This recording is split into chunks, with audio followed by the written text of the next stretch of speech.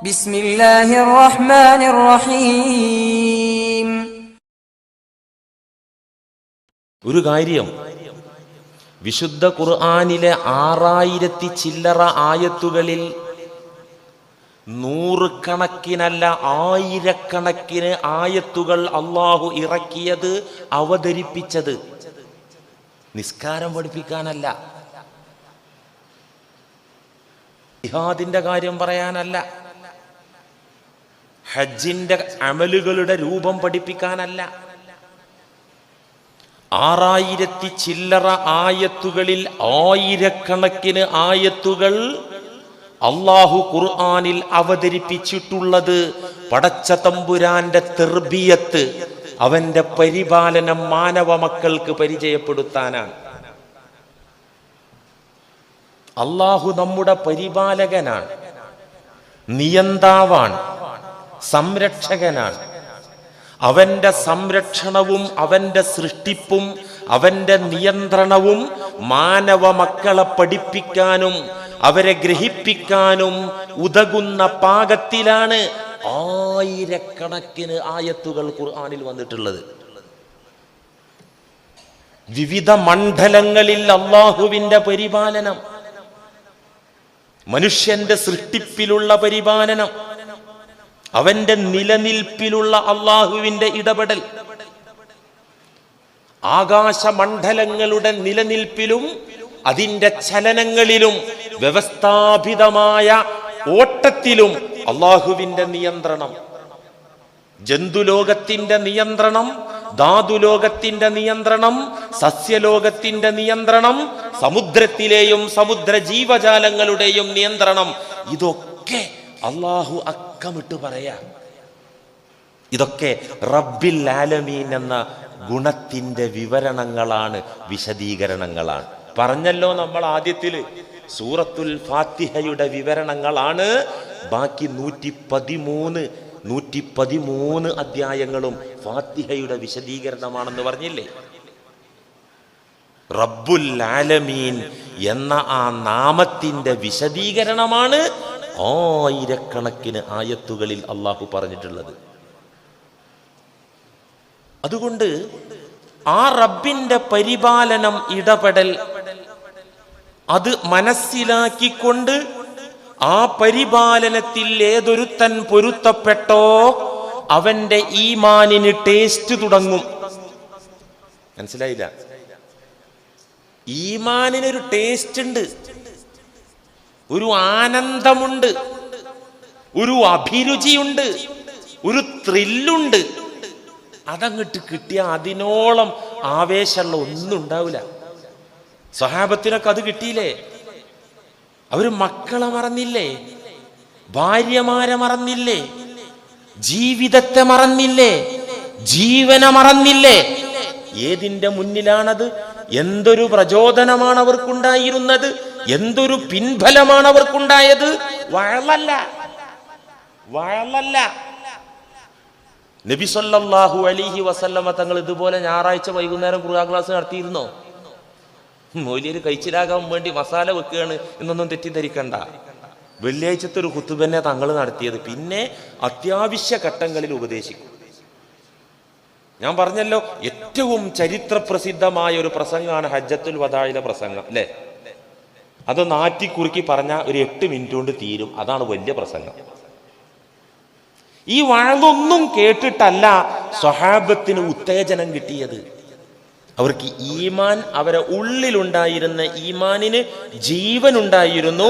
ആ ഈമാനിനൊരു ആനന്ദമുണ്ടായിരുന്നു. ആ ഈമാനിനൊരു അഭിരുചിയും ഒരു ടേസ്റ്റും ഉണ്ടായിരുന്നു. അത് ആസ്വദിച്ചിട്ടാണ് അവരൊക്കെ വിജയിച്ചത്. എങ്ങനെ ഈമാന് ടേസ്റ്റ് കിട്ടുക? സൂറത്തുൽ ഫാത്തിഹ ഓതേണ്ട വിധത്തിൽ ഓതിയാ കിട്ടും. റബ്ബുൽ ആലമീന്റെ തർബിയത്ത്, നമ്മിലും പുറത്തും അള്ളാഹുവിന്റെ ഇടപെടൽ മനസ്സിലാക്കിക്കൊണ്ട്, റബ്ബുൽ ആലമീനെ തിരിച്ചറിഞ്ഞുകൊണ്ട്, ആ റബ്ബുൽ ആലമീനെ ഏതൊരാൾ പൊരുത്തപ്പെട്ടോ, ഇഷ്ടപ്പെട്ടോ, തൃപ്തിപ്പെട്ടോ, ഈമാനിന്റെ ടേസ്റ്റ് കിട്ടിയെന്ന് ഖാല റസൂലുള്ളാഹി. ഈമാൻ ഈമാനിന്റെ ടേസ്റ്റ് കിട്ടി ആർക്ക്? മൻ, ഒരു വിഭാഗം ജനതയ്ക്ക്, ഒരു കൂട്ടക്കാർക്ക്. റളിയ ബില്ലാഹി റബ്ബ, അള്ളാഹുവിനെ റബ്ബായി തൃപ്തിപ്പെട്ടു. റബ്ബുൽ ആലമീൻ പഠിക്കണം. അത് പഠിച്ചിട്ട് അള്ളാഹനെ തൃപ്തിപ്പെട്ടാല് നമ്മുടെ ഈമാനിന് ഉണർവുണ്ടാകും, നമ്മുടെ ഈമാനിന് എനർജി ഉണ്ടാകും, നമ്മുടെ ഈമാൻ നന്മകളിലേക്ക് നമ്മെ പ്രാപ്തരാക്കും. നമ്മുടെ ഈമാൻ നമുക്കൊരു ആസ്വാദനവും ആനന്ദവും ആയി മാറിക്കിട്ടും. അതിനെന്ത് വേണം? റബ്ബുൽ ആലമീനെ പരിചയപ്പെട്ട് പൊരുത്തപ്പെടണം. റബ്ബുൽ ആലമീൻ, റബ്ബ് എന്ന അറബ് വാക്കിന് എന്താ അർത്ഥം? പരിപാലകൻ, പോറ്റുന്നവൻ. ആലമീൻ എന്ന് പറഞ്ഞാൽ എന്താ? ആലം എന്ന് പറഞ്ഞാൽ ലോകം, ആലമീൻ എന്ന് പറഞ്ഞാൽ ലോകങ്ങൾ, സർവലോകങ്ങളുടെയും പരിപാലകൻ. റബ്ബിൽ ആലമീൻ, സമസ്ത ലോകങ്ങളുടെയും സർവലോകങ്ങളുടെയും പരിപാലകനായ സംരക്ഷകനായ അല്ലാഹു. ആദ്യം സൃഷ്ടിപ്പാണ് ഉണ്ടാകുന്നത്, പിന്നെയാണ് പരിപാലനം. ഉള്ള ഒന്നിനെയല്ലേ പരിപാലിക്കുക? ഉണ്ടായ പുള്ളനെയല്ലേ പരിപാലിക്കുക? വേണ്ട, നമ്മുടെ മൂവാറ്റുപുഴ സെൻട്രൽ പള്ളിയെ പരിപാലിക്കുന്ന പരിപാലകരുണ്ട്, ജമാഅത്ത് കമ്മിറ്റി. പള്ളി ഉണ്ടായിട്ടല്ലേ പരിപാലനം? ഇല്ലാത്ത സാധനത്തിനെ പരിപാലിക്കാൻ പറ്റുമോ? അപ്പൊ ആദ്യം ഉണ്ടാകുന്നത് പരിപാലനമല്ല, ആദ്യം ഉണ്ടാകുന്നത് സൃഷ്ടിപ്പാണ്, പടക്കലാണ്. ഈ പടക്കലിന് ശേഷമാണ് പരിപാലനം വരുന്നത്.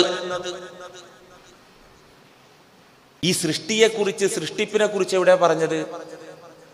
അല്ലാ എന്ന നാമത്തിൽ സൃഷ്ടാവ് എന്ന അർത്ഥം അന്തർഭവിച്ചിരിക്കുന്നു. ഈ അല്ലാ എന്നുള്ള പേരുണ്ടല്ലോ, 99 നാമങ്ങളും അള്ളാഹുവിൽ ഉൾക്കൊണ്ടിട്ടുണ്ട് എന്നാണ്. അതാണ് അള്ളാഹ്. ജലാലത്തിന്റെ ഇസ്മു എന്നാണ് അതിന് പേര്. ഇസ്മുൽ അഅ്ളം, അതിമഹത്തായ അള്ളാഹുവിന്റെ നാമം എന്നും അല്ലാ എന്ന നാമത്തെ പരിചയപ്പെടുത്തുന്നുണ്ട് ഇസ്ലാം. ഈ അല്ലാ എന്ന നാമത്തിൽ ഉൾക്കൊണ്ടിട്ടുണ്ട് പടച്ചോന്. നമ്മൾ അല്ലാ എന്നുള്ളതിന് മലയാളത്തിൽ പടച്ചോൻ എന്ന് പറയലുണ്ടല്ലോ, അത് തെറ്റല്ല. പടച്ചോൻ എന്ന ഒരു ആശയം, പടച്ചവൻ എന്നൊരു ആശയം അല്ലാ എന്ന വാക്കിൽ നിന്ന് വന്നിട്ടുണ്ട്. അപ്പൊ ടോട്ടൽ അൽഹംദുലില്ലാഹി റബ്ബിൽ ആലമീൻ എന്നതിന്റെ ആശയം എങ്ങനെ വരിക? സർവലോകങ്ങളെയും സൃഷ്ടിച്ചു പരിപാലിക്കുന്നവന് സർവസ്തുതിയും. അല്ലാ എന്ന ഇതിൽ പടച്ചോൻ എന്നുള്ള അർത്ഥം ഉൾപ്പെടുത്തിക്കൊണ്ട് സർവലോകങ്ങളെയും സൃഷ്ടിച്ചു പരിപാലിക്കുന്ന തമ്പുരാന് സർവസ്തുതിയും. സൃഷ്ടിക്കലോടുകൂടെ സൃഷ്ടി ഉണ്ടാകും, എന്നെ പടക്കലോടുകൂടെ ഞാനുണ്ടാകും. ഒരു മരത്തെ അള്ളാഹു പടക്കുന്നതോടുകൂടെ മരം ഉണ്ടാകും. ഈ പടക്കലോടുകൂടെ അള്ളാഹിന്റെ ജോലി അവസാനിക്കുന്നില്ല, അള്ളാഹുവിന്റെ ഡ്യൂട്ടി അവിടെ സ്റ്റോപ്പ് ആകുന്നില്ല. ഈ പടക്കപ്പെട്ട പടപ്പിന്, അള്ളാഹു സൃഷ്ടിച്ച മനുഷ്യന് നിലനിൽക്കണമെങ്കിൽ അള്ളാഹുവിൽ നിന്നുള്ള സപ്പോർട്ട്, അള്ളാഹുവിൽ നിന്നുള്ള സഹായം, അള്ളാഹുവിൽ നിന്നുള്ള ശുശ്രൂഷ നിരന്തരം ലഭിച്ചുകൊണ്ടിരിക്കണം. അപ്പൊ ഞാനും നിങ്ങളൊക്കെ അങ്ങനെ ജീവിക്കുന്നുണ്ടല്ലോ. കോടാന കോടാന കോടാന കോടാന കോടി രൂപയുടെ യന്ത്രങ്ങൾ കൊണ്ട് നിലനിർത്താനാകാത്തത്, എനിക്ക് നിലനിർത്താനാകാത്തത്, ഞാൻ കഴിക്കുന്ന മരുന്നിന് നിലനിർത്തി തരാനാകാത്തത്, ഞാൻ കഴിക്കുന്ന ആഹാരത്തിന് നിലനിർത്തി തരാനാകാത്തത്, എൻ്റെ ജനതയ്ക്ക് നിലനിർത്തി തരാനാകാത്തത് ഓരോ സെക്കൻഡിലും അള്ളാഹ് നിലനിർത്തി തരും. ഒരു സൃഷ്ടിയെ അള്ളാഹു ആദ്യമായി പടക്കുന്നു. പടക്കുന്നതോടുകൂടെ അള്ളാഹുവിന്റെ ഡ്യൂട്ടി തീരുന്നില്ല. ആ പടപ്പ് നിലനിൽക്കണമെങ്കിൽ നിരന്തരം അള്ളാഹുവിന്റെ പരിപാലനം, തർബിയത്ത്, റബ്ബുൽ ആലമീന്റെ ഇടപെടൽ ആ പടപ്പിന് ലഭിച്ചുകൊണ്ടിരിക്കണം. ഇല്ലെങ്കിൽ ഒരു പടപ്പും നിലനിൽക്കൂല, ഒരു പുൽക്കൊടി പോലും. അപ്പോ ഒരു സൃഷ്ടിയെ പടക്കുന്നതോടുകൂടെ അള്ളാന്റെ ഡ്യൂട്ടി നിൽക്കുകയല്ല, പരിപാലനം സ്റ്റാർട്ട് ചെയ്യാം. നമ്മളാകട്ടെ, ഏത് സൃഷ്ടിയാവട്ടെ, ഇക്കണ്ട വിശാലമാം വിണ്ടലമുറ്റത്തിങ്കൽ ഗോള നക്ഷത്രങ്ങളെ അമ്മാനമാടിടും, ഒന്നിനോടൊന്നൊന്ന് തട്ടാതെ തട്ടിയും മുട്ടാതെ മുട്ടിയും നിത്യാമുരുട്ടിടും പ്രപഞ്ചശില്പി. ഈ ഗോളങ്ങളെ കണ്ട് കുൻ ഉണ്ടാകുന്ന പടച്ചിട്ട് അല്ല പിന്നെ ഇവിടെ റെസ്റ്റ് എടുക്കല്ല.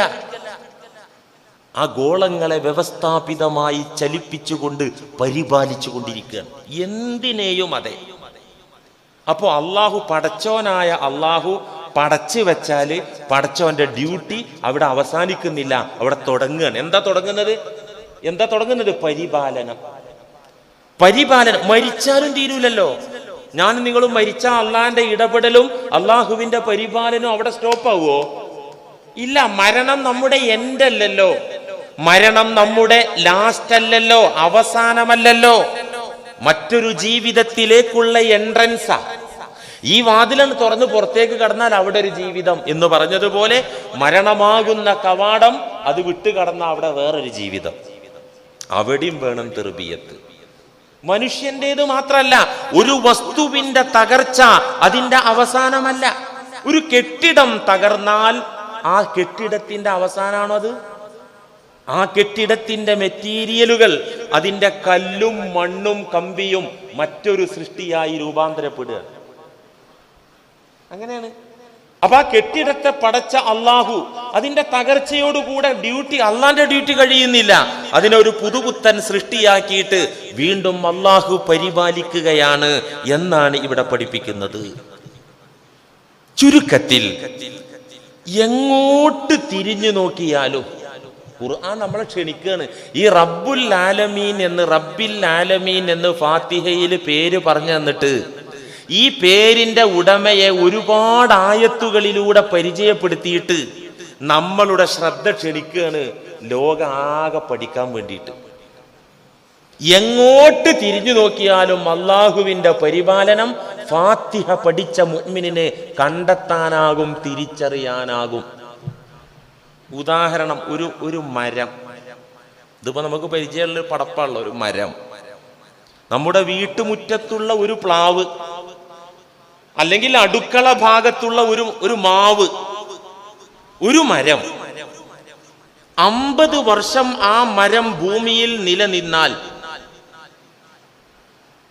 പ്രകൃതിക്ക് മനുഷ്യൻ ആ മരം സമ്മാനിക്കുന്ന കാര്യങ്ങൾ എന്താണെന്നറിയോ? 50 വർഷം നമ്മുടെ വീട്ടുമുറ്റത്ത് നിലകൊള്ളുന്ന ഒരു മാവ് ഭക്ഷ്യ ഉൽപാദനമായിട്ടും വായു ശുദ്ധീകരണമായിട്ടും നല്ല മാങ്ങ തരും. വായു ശുദ്ധീകരണം എന്ന് പറഞ്ഞാൽ നമ്മൾ ഈ തള്ളുന്ന കാർബൺ ഡൈ ഓക്സൈഡ് മാവ് അകത്താക്കിയിട്ട് അത് ഓക്സിജനാക്കി പുറത്തു തരും. പിന്നെ വിറകുണ്ട്, പല കാര്യമുണ്ട്, തണലുണ്ട്, ഇങ്ങനെയൊക്കെ ഉണ്ട്, ഒരുപാട് കാര്യങ്ങളുണ്ട്. പക്ഷേ ഭക്ഷ്യ ഉൽപാദനമായിട്ടും വായു ശുദ്ധീകരണമായിട്ടും 50 കൊല്ലം ഒരു മാവ് നമ്മുടെ വീട്ടുമുറ്റത്ത് നിന്നാൽ 20 ലക്ഷം രൂപക്ക് തത്തുല്യമായ സേവനം ആ മരം തരുന്നു. ആരും ചിന്തിക്കണില്ല. മരം വെട്ടല് അകാരണമായി വെറുതെ ഒരാളൊരു മരം വെട്ടിയാൽ അവന്റെ കാല് പിടിച്ചവനെ നരകത്തിലേക്ക് വലിച്ചെറിയുമെന്ന് ഖാല റസൂലുള്ളാഹി. കേട്ടിട്ടുണ്ടോ നിങ്ങൾ?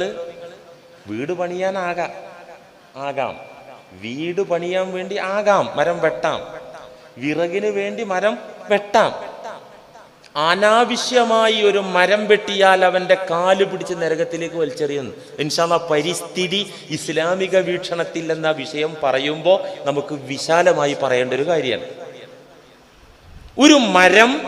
ഒരു മരത്തിലൂടെ അള്ളാഹുവിന്റെ തെർബിയത്ത്, റബ്ബുൽ ആലമീന്റെ ഇടപെടല്, മനുഷ്യന് കിട്ടുന്ന ഗുണങ്ങൾ ഒരു മരത്തിലൂടെ. ഒരു മനുഷ്യൻ 50 കൊല്ലം ജീവിച്ചാലോ? ഇപ്പൊ മാവ് ജീവിച്ചാലുള്ള കഥയെ പറഞ്ഞത്. 50 കൊല്ലം ഒരു മനുഷ്യൻ ജീവിച്ചാലോ? 200 ടൺ ഭക്ഷണവും 500 ടൺ വെള്ളവും ഈ മനുഷ്യൻ അകത്താക്കും. മറ്റേത് പുറത്തേക്ക് തരുമ്പോ ഇത് മനുഷ്യൻ അകത്താക്കും. ഇത് വെള്ളടിക്കുന്ന ആളുകളുടെ വെള്ളത്തിന്റെ കണക്ക് ഇതിന്റെ അപ്പുറത്താട്ടോ.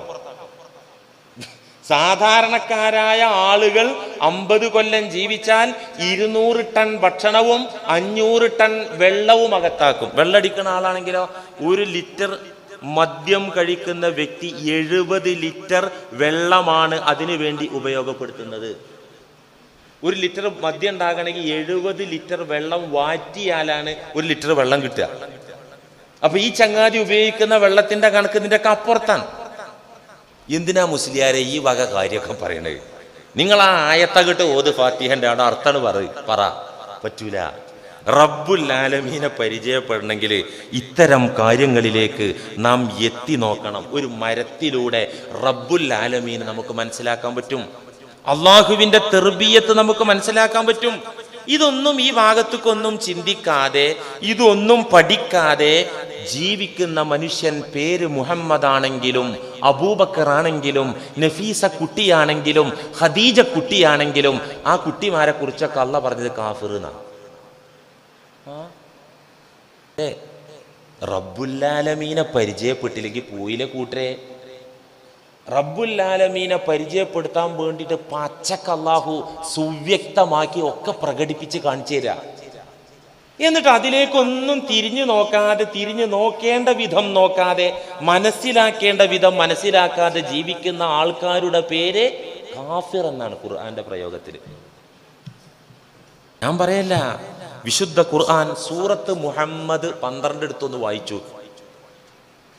വല്ലദീന കഫറൂ യതമത്തഊൻ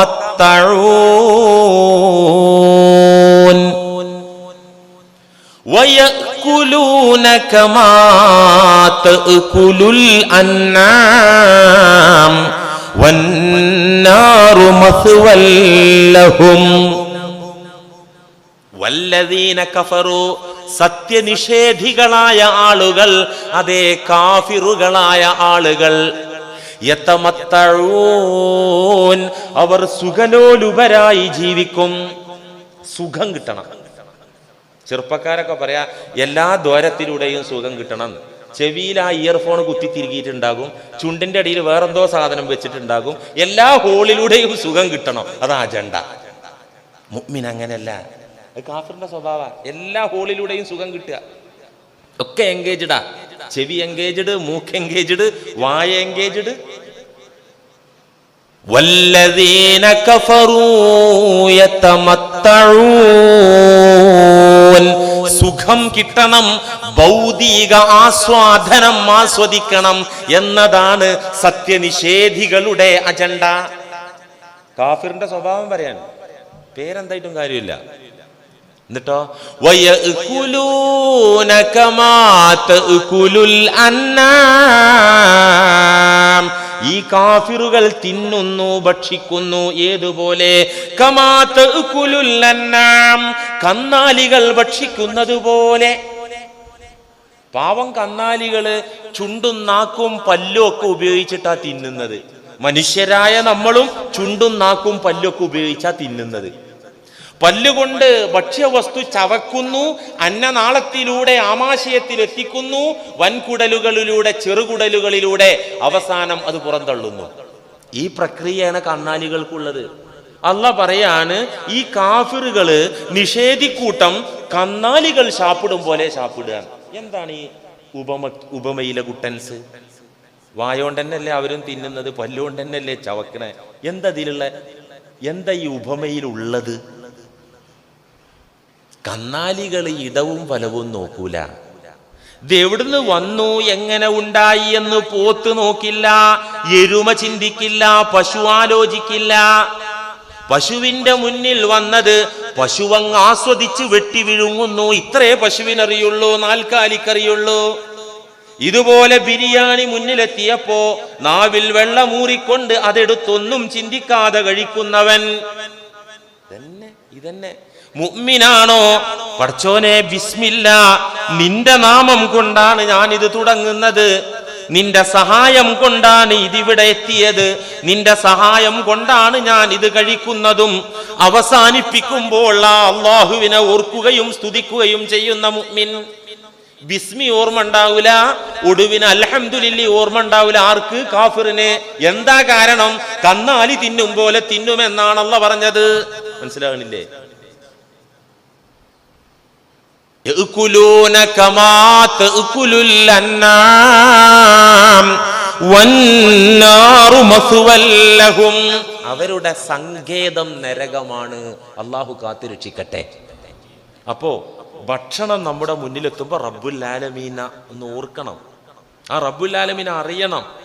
ഒരു വസ്ത്രം പുതിയത് കിട്ടുമ്പോ റബ്ബുൽ ആലമീനോടുള്ള ബന്ധം അതപ്പോ മനസ്സിൽ ഇങ്ങോട്ട് ഉണർന്നു വരണം. ആ റബ്ബിന്റെ സൃഷ്ടിപ്പും പരിപാലനവും നമ്മുടെ കാര്യത്തിൽ, എന്നെയും നിങ്ങളെയും പടച്ച കാര്യത്തിൽ, പരിപാലിച്ചു കൊണ്ടിരിക്കുന്ന കാര്യത്തിൽ നാം ഉത്ബുദ്ധരല്ലെങ്കിൽ നമ്മളും കുഫ്റിൽ തന്നെ ആണ്. എന്നെ അല്ലാഹ് പടച്ചു, ഞാൻ ചിന്തിക്കണം. എന്നെ അല്ലാഹ് പരിപാലിക്കുന്നു, ഞാൻ ചിന്തിക്കണം. അതൊക്കെ അല്ലാഹ് പറയുന്നുണ്ടേ. അഫറഅയ്തും മാ തുംനൂൻ അഅൻതും തഖ്ലുഖൂനഹു അം നഹ്നുൽ ഖാലിഖൂൻ. ഏത് സൂറത്തിലാ കുട്ടികളെ? ഏത് സൂറത്തിലാ? ഏത്? ഓർമ്മല്ലേ? വാഖിയ. പണ്ടുള്ളവർക്കൊക്കെ അത് അറിയുന്നു, കാരണം വാഖിയ പതിവാക്കിയിരുന്നു. ഇന്നിപ്പോ പതിവാക്കാത്തോണ്ട് വലിയ ഓർമ്മ ഉണ്ടാവില്ല. അഫറഅയ്തും മാ തുംനൂൻ.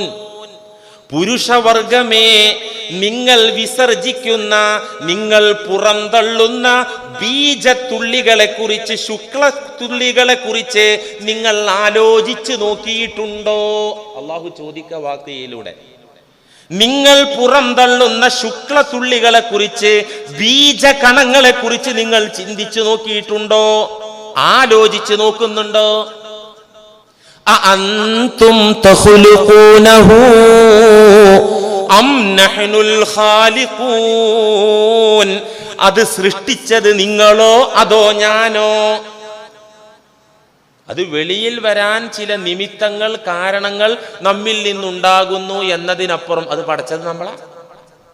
അന്ന് ചോദിക്കാം, നിങ്ങളാണോടോ അത് പടച്ചത്, അത് ഞാനാണോ പടച്ചത്? വലിയൊരു ചോദ്യമാണത്. സ്ത്രീ പുരുഷ ബന്ധം നടക്കുമ്പോൾ പുരുഷന്റെ ബീജം സ്ത്രീയുടെ ഗർഭാശയത്തിൽ ആ പുരുഷൻ നിക്ഷേപിക്കുന്നു. ഒരു തുള്ളി ശുക്ലത്തുള്ളിയിൽ കോടിക്കണക്കിന് ബീജാണുക്കളുണ്ട് എന്നതാണ് മോഡേൺ സയൻസ് പഠിപ്പിച്ചു തന്നത്. കണ്ണുകൊണ്ട് കാണാൻ പറ്റൂല, നല്ല പവറുള്ള മൈക്രോസ്കോപ്പിൽ വെച്ച് നോക്കിയാൽ കോടിക്കണക്കിന് ബീജം ഒരു തുള്ളി ശുക്ലത്തിലുണ്ട്. ഇതിൽ നിന്ന് ഒരു ബീജകണമാണ് അണ്ഡവുമായി ചേരുന്നത്. കുഞ്ഞുണ്ടാകാൻ ആ ഒരു കണ്ണുകൊണ്ട് കാണാൻ പറ്റാത്ത കോടിക്കണക്കിൽ ഒന്ന്. ഒന്നിലധികം ബീജങ്ങൾ, ഒന്നിലധികം അണ്ഡങ്ങളെ സ്വീകരിച്ചാൽ ഒന്നിലധികം ഭ്രൂണങ്ങൾ ഉണ്ടാകുകയും ഒന്നിലധികം കുഞ്ഞുങ്ങൾ ഉണ്ടാകുകയും ചെയ്യും. അപ്പോ ഇതിലൊക്കെ മനുഷ്യൻ എന്താ റോളുള്ളത്? മനുഷ്യൻ എന്താ ഇതിലൊക്കെ പങ്കുള്ളത്?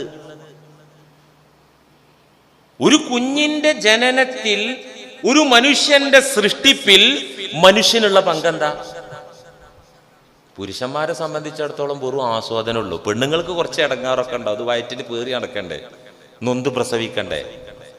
ആണുങ്ങൾക്ക് കുറച്ച് ചില്ലറയുടെ കാര്യം പിന്നെ വരും, കുറച്ച് പൈസയൊക്കെ ചെലവുണ്ടാകും അല്ലേ, ഒരു ആസ്വാദനം.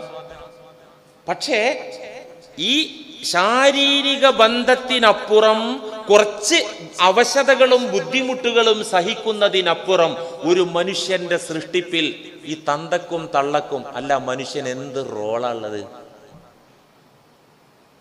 ശാരീരിക ബന്ധം കഴിയുന്നതോടുകൂടെ അത് അത്ര പ്രസക്തല്ല. ഗർഭാശയത്തിനകത്ത് പ്രവേശിച്ച ബീജം ഗർഭാശയത്തിലൂടെ നീന്തുന്നു. നമ്മൾ അറിയേണ്ടത്, ഭാര്യ അറിയുന്നുണ്ടല്ല, നീന്തിയിട്ട് തനിക്ക് ചേരുന്ന ഇണയായ അണ്ഡത്തെ കണ്ടുപിടിക്കുകയും ആ അണ്ഡവുമായി ഒട്ടിപ്പിടിക്കുകയും വിടാതെ അങ്ങ് ഒട്ടിച്ചേരുകയും ചെയ്യുന്നു. അതൊരു ഭ്രൂണമാകുന്നു, മായി മാറുന്നു. ആ ഭ്രൂണം പിന്നൊരു മനുഷ്യക്കുഞ്ഞായി രൂപം പ്രാപിക്കുന്നു. ഇതിൽ എനിക്കെന്ത് പങ്ക്? എൻ്റെ കെട്ടികൾക്ക് എന്ത് പങ്ക്? ഒരു പങ്കുമില്ല. റബ്ബിന്റെ തെർബിയത്ത്, നമ്മുടെ ജനനം, നമ്മുടെ സൃഷ്ടിപ്പ്, അതിൽ അല്ലാഹു തആലയുടെ ഇടപെടൽ. അല്ലാഹു പറയുന്നത് നോക്കൂ ഖുർആനില്, മനുഷ്യനെ നാം സ്ത്രീ പുരുഷ ശാരീരിക ബന്ധത്തിൽ പടച്ചു എന്നല്ല അല്ലാഹു പറയുന്നത്. അല്ല, അങ്ങനെയല്ല. സാധാരണ നമ്മൾ ഓതുന്ന സൂറത്തുണ്ടല്ലോ, ഇഖ്റ ബിസ്മി ഖലഖൽ ഇൻസാന മിൻ അലഖ്. അല്ലാഹു മനുഷ്യനെ പടച്ചത് സ്ത്രീ പുരുഷ ബന്ധം കൊണ്ട് പടച്ചു എന്നല്ല പറഞ്ഞത്. ഗർഭാശയത്തിലിട്ട് പടച്ചു എന്നും അല്ല പറയുന്നത്. ഖലഖൽ ഇൻസാന മിൻ അലഖ്, ബീജവും മണ്ഡവും ഒട്ടിപ്പിടിച്ച അട്ട പോലത്തെ ഭ്രൂണത്തിൽ നിന്നാണ് മനുഷ്യനെ നാം പടച്ചത് എന്നല്ല. എങ്ങനെ? ബീജവും മണ്ഡവും ഒട്ടിച്ചേർന്ന അട്ട പോലത്തെ ഭ്രൂണത്തിൽ നിന്നാണ് മനുഷ്യനെ പടച്ചത്. മനുഷ്യൻ ഉണ്ടാകാന് സ്ത്രീ പുരുഷ ശാരീരിക ബന്ധം ആവശ്യമില്ല. ഉണ്ടോ? ഇല്ല. ഗർഭാശയ ആവശ്യമുണ്ടോ? ഇല്ല. എന്തേ ആവശ്യമുള്ളൂ? ഈ ഭ്രൂണേ ആവശ്യമുള്ളൂ. ഈ സത്യം പിൽക്കാലത്ത് ശാസ്ത്രലോകം തെളിയിച്ചു, ടെസ്റ്റ് ട്യൂബ് ശിശുവിലൂടെ. ഖുർആനെ ഈ യുക്തിവാദികളൊക്കെ ചോദ്യം ചെയ്യുന്നുണ്ട്. അത് ചില ആയത്തങ്ങടും എല്ലാം അങ്ങോട്ട് മറച്ചു പിടിച്ചിട്ടാ ചോദ്യം ചെയ്യുന്നത്. എല്ലാം ഓതേണ്ട വായിക്കേണ്ട വിധത്തിൽ വായിച്ചാല് ശാസ്ത്രത്തിന് വിരുദ്ധമായ ഒരു ചുക്കുണ്ടാവില്ല. ശാസ്ത്രത്തെ അംഗീകരിക്കുകയും ശക്തിപ്പെടുത്തുകയും ചെയ്യുന്ന വചനങ്ങളേ ഉള്ളൂ. അല്ലാഹ് പറയാണ് ഭ്രൂണത്തിൽ നിന്ന്. അപ്പൊ ടെസ്റ്റ് ട്യൂബിലും ഉണ്ടാവും. ശാരീരിക ബന്ധം വേണ്ട, ഗർഭാശയം വേണ്ട. ഈ വളർച്ചയെ അള്ളാഹു ഖുർആനിലൂടെ പറഞ്ഞിരുന്നുണ്ട്. ഞാനും നിങ്ങളും എങ്ങനെ ആയത് എന്ന് പറഞ്ഞിരുന്നുണ്ട്. അള്ളാന്റെ തെർബിയത്ത്, റബ്ബുൽ ആലമീന്റെ ഇടപെടല് നമ്മുടെ കാര്യത്തിൽ ആദ്യകാലത്ത്. വലഖദ് ഖലഖ്നൽ ഇൻസാന മിൻ സുലാലത്തിൻ മിൻ തീൻ, തീർച്ചയായിട്ടും മനുഷ്യരെ നാം പടച്ചത് മണ്ണിന്റെ സത്തയിൽ നിന്നാണ്. ആദിമ മനുഷ്യൻ ആദം നബി അലൈഹി സ്വലാമിന്റെ പടപ്പാണ് പറയുന്നത്. സുമ്മ ജഅൽനാഹു നുത്ഫതൻ ഫീ ഖറാരിൻ മക്കീൻ, പിറകെയുള്ള ജനതയുടെ സൃഷ്ടിപ്പ്. പിറകെ നാം അവനെ ബീജമാക്കുകയും ആ ബീജത്തെ കൊണ്ടുപോയി നാം ഒരു സുരക്ഷിത സ്ഥാനത്ത് നിക്ഷേപിക്കുകയും ചെയ്തു. ഗർഭാശയത്തിൽ നിക്ഷേപിച്ചു എന്ന് ഖുർആനിൽ പറഞ്ഞില്ല. സുബ്ഹാനല്ലാഹ്, ആലോചിച്ചു നോക്ക്. ആദിമ മനുഷ്യനെ കളിമണ്ണ് സത്തയിൽ നിന്ന് പടച്ചു എങ്കിൽ ആ ആദിമ മനുഷ്യന്റെ സന്താന പരമ്പരയെ പിന്നെ ഒരു ബീജമാക്കിയിട്ട് ആ ബീജത്തെ നാം കൊണ്ടുപോയി നിക്ഷേപിച്ചു ഫീ ഖറാരിൻ മക്കീൻ, ഭദ്രമായ ഒരിടത്ത്, സുരക്ഷിതമായ ഒരു സ്ഥാനത്ത്. നോക്കൂ നിങ്ങൾ, ഗർഭാശയത്തിൽ നിക്ഷേപിച്ചു പറഞ്ഞ ടെസ്റ്റ് ട്യൂബ് ശിശു കണ്ടുപിടിച്ചാൽ പിന്നെ യുക്തിവാദികൾ നമ്മളെ തല്ലും. കണ്ടില്ലേ, ഗർഭാശയത്തിലൂടെ പുള്ളുണ്ടാവുള്ളൂ എന്ന് നിങ്ങളെ ഖുർആനിൽ പറഞ്ഞു. ഞങ്ങളല്ലാതെ അള്ളാഹ് അതും കൂടി കണ്ട് ഈ ഹയവാന്മാരെ പടക്കണം അള്ളാഹ്ക്ക് അറിയാം. ഇങ്ങനെ കുറച്ച് സാധനങ്ങൾ ശാസ്ത്രലോകം വികസിച്ച് ഇങ്ങനെയൊക്കെ ചെയ്തിട്ട് എന്റെ കലാമിനെ ചോദ്യം ചെയ്യുന്നു മനസ്സിലാക്കി അള്ളാഹ് പറഞ്ഞ ശൈലി നോക്ക്. ആ ബീജത്തെ നാം ഒരു ഭദ്രമായ സ്ഥലത്ത്, അത് ഗർഭാശയാകട്ടെ അല്ലെങ്കിൽ ടെസ്റ്റ് ട്യൂബ് ആകട്ടെ, ഭദ്രമായ ഇടത്ത് നാം നിക്ഷേപിച്ചു. എത്ര ക്ലിയറാ കാര്യം. ثم خلقنا النطفة علقة فخلقنا العلقة مضغة فخلقنا المضغة عظاما فكسونا العظام لحما ثم أنشأناه خلقا آخر فتبارك الله أحسن الخالقين. സുരക്ഷിത സ്ഥാനത്ത് ബീജത്തെ നിക്ഷേപിച്ച നാം ആ ബീജത്തെ പിന്നെ അലക്കത്താക്കി, അഥവാ ഒരു ഭ്രൂണമാക്കി, അണ്ഡവുമായി ചേർന്ന ഭ്രൂണമാക്കി. ഫഖലഖ്നൽ അലഖത മുളഗ, ആ ഭ്രൂണത്തെ പിന്നെ ഒരു മാംസപിണ്ഡമാക്കി, ആ മാംസപിണ്ഡത്തെ പിന്നെ അസ്ഥികൂടമാക്കി. സുമ്മ കസൗനൽ ഇളാമ ലഹ്മാ, ആ അസ്ഥികൂടത്തെ പിന്നെ മാംസം കൊണ്ട് പൊതിഞ്ഞു. സുമ്മ അൻശഅനാഹു ഖൽഖൻ ആഖർ, അങ്ങനെ ഒരു പുതുപുത്തൻ പടപ്പായി നാം മനുഷ്യനെ രൂപപ്പെടുത്തിയെടുത്തു. എന്തായിരുന്നുണ്ട്? ഈ അണ്ടവും കണ്ണുകൊണ്ട് കാണാൻ കിട്ടൂല, ബീജവും കാണാൻ കിട്ടൂല. ഭ്രൂണായാൽ പിന്നെ കുറേശ്ശെ കാണാൻ കിട്ടും സ്കാനൊക്കെ ചെയ്യുമ്പോൾ. മനുഷ്യനാന്നുള്ള കോലെങ്ങനെ ആയി വരുള്ളൂ. അങ്ങനെ അവസാനം ഈ പ്രക്രിയകൾക്കെല്ലാം ശേഷം അവനെ നാം ഒരു പുതുപുത്തൻ പടപ്പാക്കി. സുമ്മ ഇന്നകും ബഅദ ദാലിക ലമയ്യിതൂൻ, ഇതിനൊക്കെ പിറകെ നിങ്ങൾ മരിച്ച് ശവങ്ങളായി പള്ളിപ്പറമ്പിലേക്ക് പോകും കേട്ടോ.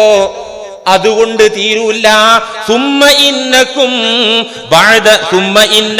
യൗമൽ ഖിയാമത്തി തുബ്അസൂൻ, അന്ത്യനാൾ വരുമ്പോൾ പിന്നെ വീണ്ടും നിങ്ങളെ പുനരുദ്ധരിക്കുകയും എണീപ്പിക്കുകയും ചെയ്യും, വീണ്ടും നിങ്ങൾക്ക് ജീവിതം തരും എന്നല്ലാഹു. ഈ സുരക്ഷിത സ്ഥാനത്ത് വളർത്തുന്ന കുഞ്ഞ്, ഈ കുഞ്ഞിന് അത് ഇരിക്കുന്ന ഇടം മതിയാകാത്ത അവസ്ഥ വരുമ്പോൾ അള്ളാഹു ആ കുഞ്ഞിനെ പുറത്തേക്ക് കൊണ്ടുവരികയാണ്.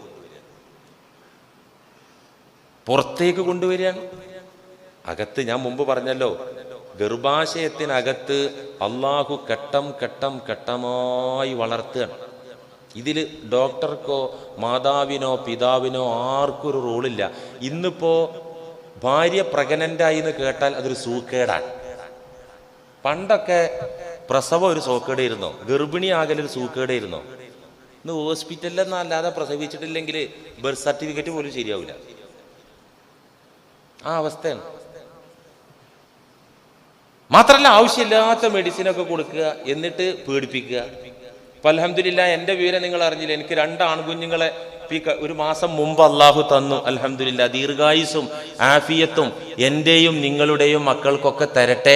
ദീനിന് മുതൽക്കൂട്ടാക്കുന്ന സന്താനങ്ങളാക്കി അള്ളാഹു നമ്മളെ സന്താനങ്ങളെ പരിവർത്തിപ്പിക്കുമാറാകട്ടെ. അപ്പൊ സ്കാനിങ്ങിൽ എന്ത് കണ്ടു അറിയും? 2 എണ്ണമാണല്ലോ. ഒരെണ്ണം വൈഡായി കിടക്കുകയാണ്, ഒരെണ്ണം ക്ലിയർ ആണ്. ഒരെണ്ണം പ്രസവിക്കും, മറ്റേത് പ്രസവിക്കൂല. ആര്? ഗൈനക്കോളജിസ്റ്റ് എന്നോട് പറഞ്ഞു.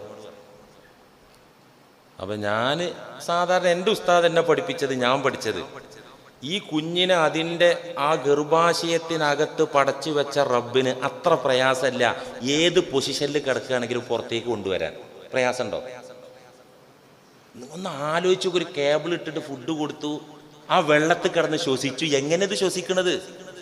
ഒരു റോളും ഒരു പടപ്പിനും ഇല്ലാതെ അള്ളാഹ് അങ്ങോട്ട് ഡെവലപ്പ് ചെയ്ത് വളർത്തിയ കുഞ്ഞിനെ അതിന് പുറത്തേക്ക് ദുന്യാവുക്കൊന്ന് കൊണ്ടുവരാൻ കഴിയൂല. അവിടെ അള്ളാഹ്ക്ക് കുറച്ച് ചെറിയൊരു ഹെൽപ്പ്, ഡോക്ടറെ ഹെൽപ്പ് വേണമെന്ന് വെച്ചാൽ അത് ആ ചിന്തയല്ലേ ശിർക്ക്? ആലോചിച്ച് നോക്ക്. അപ്പൊ ഡോക്ടർ പറഞ്ഞു ഒരെണ്ണം വൈഡാണ്, ഒരെണ്ണം ഡെലിവറി ആവും. അപ്പൊ ഞാൻ ചോദിച്ചു, ഒരെണ്ണം പ്രസവിക്കും ഉറപ്പല്ലേ? മറ്റേന്റെ കാര്യം ചോദിച്ചു. അത് 50-50 ചാൻസ് ആണ് എന്ന് വെച്ചാൽ 50% പ്രസവിക്കാം, 50% പ്രസവിക്കൂല. അപ്പൊ ഞാൻ പറഞ്ഞു 50 ചാൻസ് ഉണ്ടല്ലോ, നമുക്കൊന്ന് വെയിറ്റ് ചെയ്തൂടെ? എങ്ങാനും ഒരു നിലക്കും പ്രസവിച്ചു പോരില്ലെങ്കിൽ അപ്പൊ സിസേറിയൻ ആക്കിക്കൂടെ എന്ന് ചോദിച്ചാൽ പറഞ്ഞു അത് റിസ്ക് ആണ്.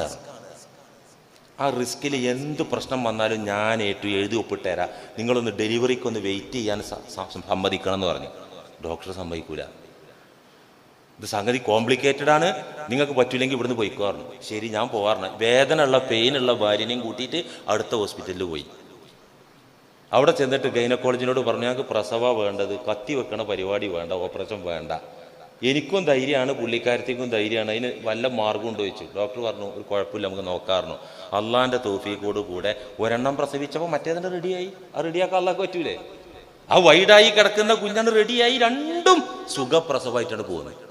സാധാരണ ആൾക്കാരൊക്കെ പെട്ടുപോകും, ഇവിടെ പെട്ടുപോകും. കത്തി വെക്കും, രൂപ പോണത് മാത്രമല്ല, പിന്നെ ആ ഓപ്പറേഷൻ ചെയ്ത സ്റ്റിച്ചിൽ പ്രശ്നം, അത് പ്രശ്നം, ഇത് പ്രശ്നം. ഏതായാലും പ്രകൃതി വിരുദ്ധാണല്ലേ കീറിയിരിക്കണം. അള്ളാഹ് വെച്ച പ്രകൃതിയുടെ രൂപം അതല്ലല്ലോ, പ്രസവല്ലേ. ഇതൊക്കെ കുറച്ച് റബ്ബുൽ-ആലമീനെ പരിചയപ്പെട്ടാൽ ഈ പ്രശ്നം. ഇതിപ്പോൾ ഞാൻ വലിയ ആദർശം പ്രസംഗിച്ചിട്ടും ധൈര്യം പറഞ്ഞിട്ടും കാര്യമില്ല. അള്ളാന്റെ തൗഫീഖോട് കൂടെ എൻ്റെ സഹധർമ്മിണിക്ക് അത്യാവശ്യം ഈമാനുള്ളതുകൊണ്ട് ഞാൻ സലാമത്തായതാ. നേരെ തിരിച്ചാണെങ്കിൽ എനിക്ക് എന്തേ പറയാൻ പറ്റുമോ? ഞാൻ പ്രസവിക്കൂല എന്ന് പറഞ്ഞു. നീ പ്രസവിക്കണം, ഖാലല്ലാഹു അസ്സ വജൽ അറിഞ്ഞാൽ നടക്കുവോ? നടക്കൂല. അപ്പൊ റബ്ബുൽ ആലമീനെ നമ്മളെ ഭാര്യമാരൊന്ന് പരിചയപ്പെട്ട് കിട്ടിയാൽ സമാധാനാണ്. ഇതിപ്പോ ഞാൻ എൻ്റെ ഒരു അനുഭവം, ഈ ഇടയുണ്ടായ അനുഭവം പറഞ്ഞാണ്. അല്ലെങ്കിലും ഈ ഹോസ്പിറ്റലുകളൊക്കെ നിലനിൽക്കുന്നത് ഈ സിസേറിയൻ കൊണ്ടൊക്കെ ഏറെക്കുറെയൊക്കെ ഡേറ്റ് അവരാണ് തീരുമാനിക്കുക. എങ്ങനെ അവർ പ്രസവത്തിൻ്റെയും ജനനത്തിൻ്റെയും മരണത്തിൻ്റെയും ഡേറ്റ് ആർക്കറിയാം? അള്ളാഹ്ക്കല്ല അറിയാം. അവർക്ക് പറയാൻ പറ്റും. മാത്രമല്ല നമ്മളിപ്പോൾ പറഞ്ഞു കൊടുക്കുന്ന ഡേറ്റ് അനുസരിച്ച് കണക്കൂട്ടിയിട്ടല്ലേ അവർ പറയാ. മിക്കവാറും അതിൻ്റെ 2 ദിവസം മുമ്പാണ് പറയാ. അന്ന് പോന്നോ പറയും. ആ ദിവസം ചെന്നിട്ട് അവര് പെയിന് വരാനുള്ളൊരു മെഡിസിനൊക്കെയാണ് കൊടുത്തിട്ട് ഈ പെയിന് വന്നിട്ട് ഈ കുട്ടി പ്രസവിക്കില്ല. കാരണം അതിന് ടൈം ആയിട്ടില്ല. ഈ കുഞ്ഞിനെ ഭൂമിയിലേക്ക് പറഞ്ഞേക്കേണ്ട ടൈം ആയിട്ടില്ല. ഇവർക്കും അറിയാം കുറച്ചും കൂടി വെയിറ്റ് ചെയ്ത് അത് പ്രസവിക്കുന്നു, ഇവർക്കും അറിയാം. എന്നാലും പറയും സംഗതി കുറച്ചൊരു കോംപ്ലിക്കേറ്റഡ് ആണ്, എന്താ നമ്മൾ വേണ്ടു വെച്ചു. ഒരു കുഴപ്പമില്ല, അങ്ങോട്ട് കൊണ്ടുവരാൻ ഞാൻ ഒപ്പിട്ടരാ, കാശും അടച്ചു ഡീസ് കഴിഞ്ഞ്. ഇവിടേക്ക് ഒന്ന് റബ്ബുൽ ആലമീനെ നമ്മളൊന്ന് മനസ്സിലാക്കി. എന്നിട്ട് ഒരിക്കലും ഓപ്പറേഷൻ വേണ്ടെന്ന് ഞാൻ വഴുതു പറഞ്ഞിട്ടില്ല. അങ്ങനത്തെ ഒക്കെ ഘട്ടം വരും, അങ്ങനത്തെ വിഷയങ്ങളൊക്കെ ഉണ്ടാകും. പാടെ നിരാകരിക്കുകയല്ല. നമ്മുടെ അള്ളാഹു റബ്ബുൽ ആലമീനാണ്, നമ്മളെ പടച്ചവനാണ്, നമ്മളെ ജീവിപ്പിക്കുന്നവനാണ്. ഇനിയിപ്പോ ഇങ്ങനെയൊക്കെയുള്ള ടെക്നോളജി വെച്ചിട്ട് ഈ രീതിക്കൊക്കെ മെഡിക്കൽ സയൻസിന്റെ സപ്പോർട്ട് കൊടുത്താലും പോകാനുള്ളതാണെങ്കിൽ അത് പോയി കിട്ടും അല്ലെ? ഓപ്പറേഷനാനന്തരം കുഞ്ഞും തള്ളിയും മരിച്ചു, ആശുപത്രി തല്ലി പൊളിച്ചു. എത്ര റിപ്പോർട്ട് വന്നു. തല്ലി പൊളിച്ചിട്ട് കാര്യമുണ്ടോ?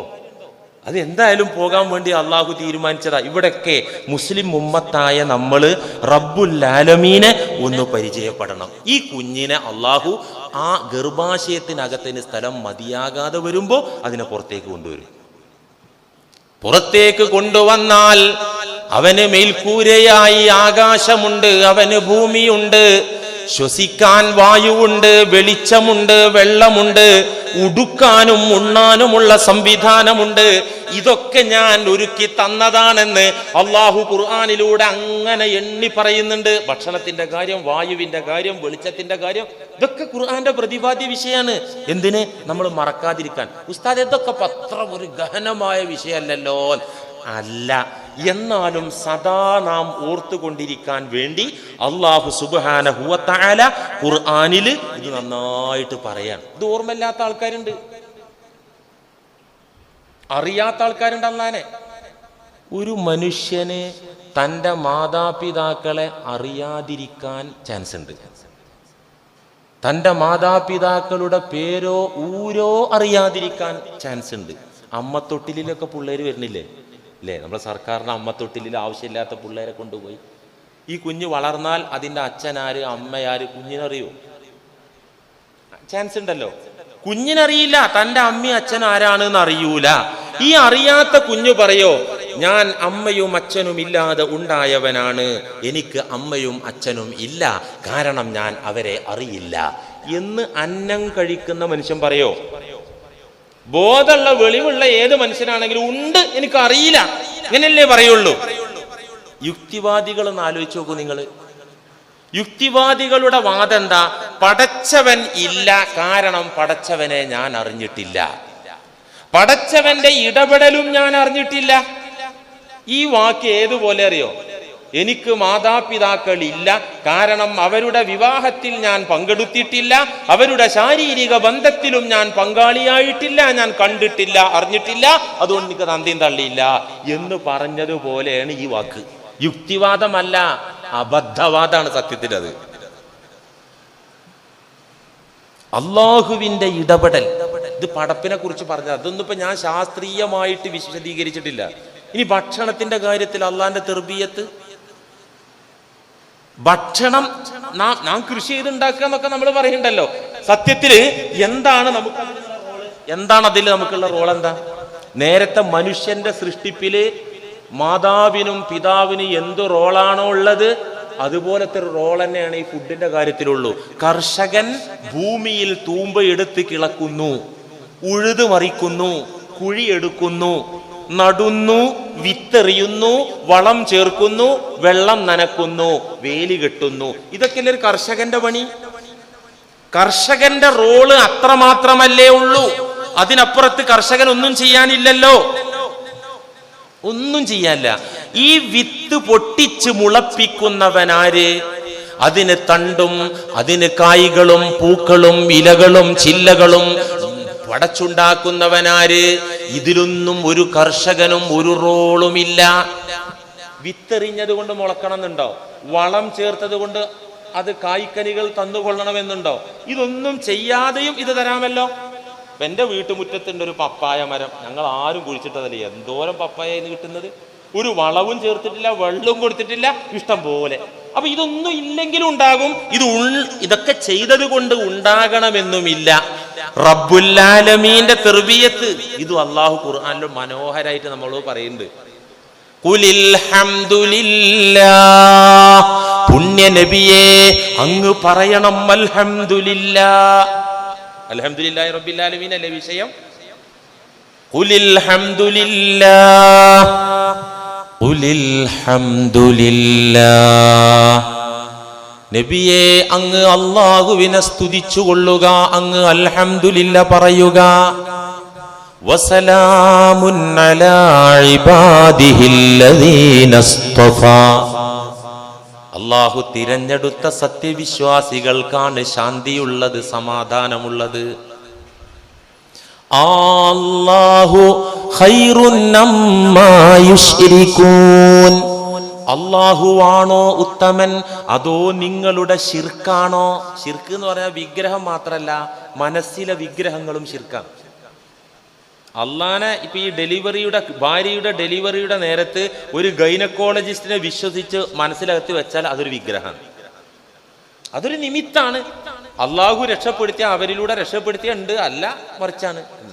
ശിർക്കി ചിന്ത അല്ലാഹുവാണോ അതോ നിങ്ങളുടെ ശിർക്കി ചിന്തകളാണോ, ശിർക്കിന്റെ സിംബലുകളാണോ, ശിർക്കിന്റെ മെറ്റീരിയലുകളാണോ ഗുണമായിട്ടുള്ളത്? അമ്മൻ ഖലഖസ് സമാവാതി വൽ അർള്, ആകാശഭൂമികളെ പടച്ച് സംവിധാനിച്ചവനാണോ? വ അൻസല ലക്കും മിനസ് സമാഇ മാഅ, ഉപരിഭാഗത്ത് നിന്ന് നിങ്ങൾക്ക് മഴ ഇറക്കി തരുന്നവനാണോ ഉത്തമൻ? ഫഅംബത്നാ ബിഹി ഹദായിഖ ദാത ബഹ്ജ, ഈ വെള്ളം കൊണ്ട് കമനീയമായ ഹരിതാഭമായ തോട്ടങ്ങൾ തോപ്പുകൾ പടച്ചു വെച്ച് തന്നവനാണോ ഉത്തമൻ? ഉണങ്ങി വരണ്ടുണങ്ങിയ കുംഭം മീനം മാസത്തിൽ ഒരു മഴ വന്നപ്പോ പച്ചപ്പായി, ഹരിതാപമായി ഭൂമി. ഇങ്ങനെ ആക്കി തന്നവനാണോ ഉത്തമൻ?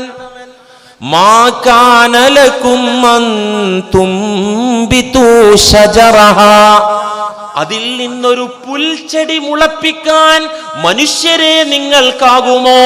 ഒരു മരം മുളപ്പിക്കാൻ നിങ്ങൾക്കാകുമോ?